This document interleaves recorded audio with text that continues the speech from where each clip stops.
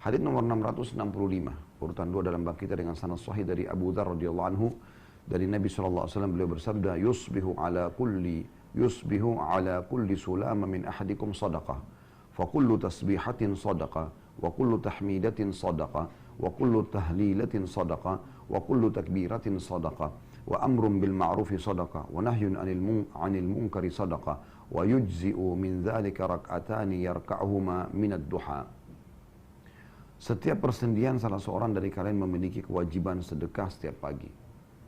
Setiap tasbih adalah sedekah, setiap tahmid adalah sedekah, setiap tahlil adalah sedekah, setiap takbir adalah sedekah. Amar bil ma'ruf adalah sedekah, nahi anil munkar adalah sedekah, dan semua itu dicukupkan oleh 2 rakaat yang dilakukan di waktu duha. Hadis diriwayatkan oleh Imam Muslim. Hadis ini memberikan pelajaran kepada kita, ya. Kita ambil dulu dari akhir hadis, ya, yaitu keutamaan sholat duha. Yaitu keutamaan sholat duha. Kita bisa lihat di sini potongan hadisnya. Setiap persendihan salah seorang dari kalian memiliki kewajiban sedekah setiap harinya. Ya. Kalau kita hubungkan ini dengan hadis nomor 3, saya langsung bacakan sekaligus, ya. Hadis nomor 666 dari awal belajar dari urutan 3 dalam bab kita ini dengan sanad sahih. Dari Buraidah radhiyallahu anhu, dia berkata, aku mendengarkan Rasulullah SAW bersabda, fil insani sittuna wa thalathumiyati mafsal atau mafsil, ya. Fa'alaihi an yatasaddaqa an kulli mafsilin bisadaqah. Qalu wa man yutiqu dhalika ya Rasulullah? Qala an-nukha'atu fil masjidi tadfinuha wa syai'u tunahihi 'anit tariq. Fa in lam takdir farak'ata duha tujzi'u anka.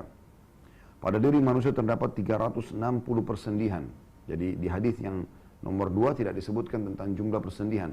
Dalam hadis ini, hadis nomor 3 disebutkan tentang ada 360 persendihan. Ya, jadi sendi-sendi kita ini kalau kita hitung potongannya ada 360 sendi. Maka dia harus bersedekah atas tiap-tiap sendinya. Setiap sendi ini harus ada sedekahnya supaya dia tetap bisa berfungsi, ya. Mereka berkata, para sahabat, siapa yang mampu melakukan itu wahai Rasulullah? 360 sendi dia harus sedekah. Artinya kalau jumlahnya 1.000 rupiah, 10.000 rupiah saja, sendi kan tidak mungkin, ya. Sendi itu bisa jutaan kalau sendi Anda patah satu, ya. Itu mungkin jutaan operasinya gitu, ya. Jadi nilainya mahal sekali sendi itu. Anggaplah kalau 1 juta, ya, berarti kita harus siapkan 360 juta gitu kan. Maka Nabi SAW mengatakan, kamu menimbun ludah orang di masjid adalah sedekah. Maksudnya kotoran di masjid. Zaman dulu kan orang tidak ada lantai kayak kita, ya. Biasanya masih tanah saja. Nah, ada orang-orang zaman dulu mereka meludah di masjid. Ini larangan, tidak boleh, ya. Kalau sekarang mungkin Anda menggunakan tisu, Anda darurat sekali Anda letakkan di tisu, lalu atau sapu tangan Anda letakkan di kantong Anda kalau darurat, ya. Misalnya betul-betul nggak bisa lagi menahannya atau bersin, ya. Ini semua pada saat Anda sedang sakit misalnya, atau tidak sengaja Anda bersin, maka Anda tahannya, tutup dengan kain, maka itu insya Allah tidak masalah. Tapi kalau Anda biarkan tersebar sana sini, ini masuk dalam larangan sebenarnya, termasuk hal yang dihitung dosa di sisi Allah Subhanahu Wa Taala. Tapi yang jelas, kalau kita lihat ada ludah, ada kotoran di masjid, lalu kita bersihkan, itu terhitung sedekah juga. Kemudian kamu, ya, menyingkirkan sesuatu yang mengganggu dari jalan juga sedekah. Jika kamu tidak mampu, maka cukuplah 2 rakaat sholat duha darimu. Diriwayatkan oleh Ahmad, dan lafaz hadis ini adalah lafaz Imam Ahmad, dan Abu Dawud juga meriwayatkan, Ibnu Khuzaimah juga meriwayatkan, serta Ibnu Hibban juga meriwayatkan dalam sahihnya.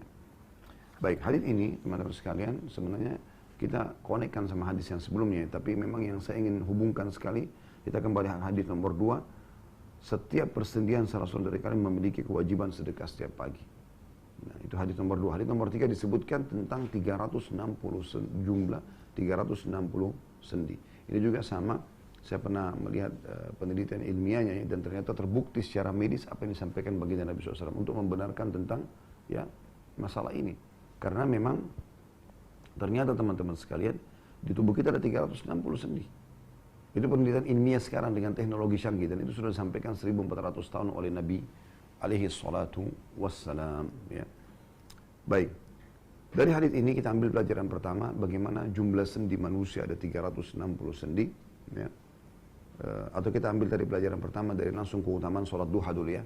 Karena keutamaan sholat duha, dia akan menutupi semua sedekah untuk 360 sendi itu. 2 rakaat sholat duha. Dan ini tidak mengambil waktu yang banyak. Gitu kan. Ya, mungkin 3 menit sampai 5 menit kalau Anda dengan tenang melakukannya. Maka insya Allah pada hari itu diharapkan semua sendi ini sudah terpenuhi sedekahnya. Ya. Pelajaran yang kedua, hampir seluruh amal soleh dihitung sedekah untuk sendi-sendi kita. Di sini dirincikan oleh Nabi SAW, ya, setiap tasbih mengucapkan subhanallah adalah sedekah. Setiap tahmid mengucapkan alhamdulillah adalah sedekah. Satu kalinya berarti sama dengan satu kali sedekah untuk sendi. Dan setiap tahlil la ilaha illallah adalah sedekah. Setiap takbir Allahu Akbar adalah sedekah. Jadi kalau Anda baca subhanallah, alhamdulillah, wa la ilaha illallah, Allahu Akbar, maka Anda sudah memiliki 4 sendi Anda sudah disedekahkan. Yang Anda lipat gandakan kalau ini mau dihitung tentang masalah ini ya. Tentu tanpa, kalaupun kita sudah sholat duha kan sudah terpenuhi 360 sendi itu. Tetapi ini ada pahalanya ya, bukan tidak ada pahalanya. Ya, bukan cuma sekedar fungsi untuk bersedekah untuk sendi-sendi tersebut, tapi memang ini akan ada pahala tersendiri. Kemudian juga dikatakan dan amr bil ma'ruf, menyuruh pada kebenaran, kebaikan, juga dihitung sedekah. Misalnya ada nasihatin orang, mengajak orang untuk sholat, untuk zikir, untuk berdoa, untuk bakti sama orang tua dan seterusnya. Melarang dari kemungkaran, mungkar semua yang agama larang juga sedekah. Apapun itu, Anda nasihatin orang yang sedang salah. Ada orang merokok di jalan dan nasihatin, ada orang terbuka aurat yang Anda nasihatin. Ini semua terhitung jenis-jenis amal yang bisa dihitung sedekah. Selain nilai pahalanya ada ya, dihitung sedekah untuk sendi-sendi kita. Ini kurang lebih ada disebutkan ya 6 jenis amal.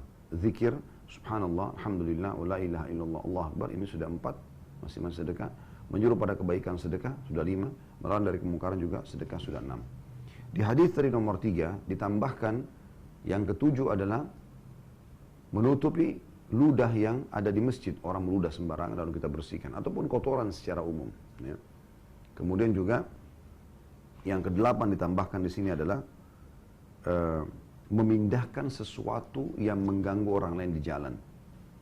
Duri kah, batu kah, potongan kayu kah, yang kira-kira kalau orang lewat maka bisa berbahaya atau mengganggu mereka. Ini juga termasuk hal yang sangat ditekankan sekali, ya, sangat ditekankan sekali. Ya.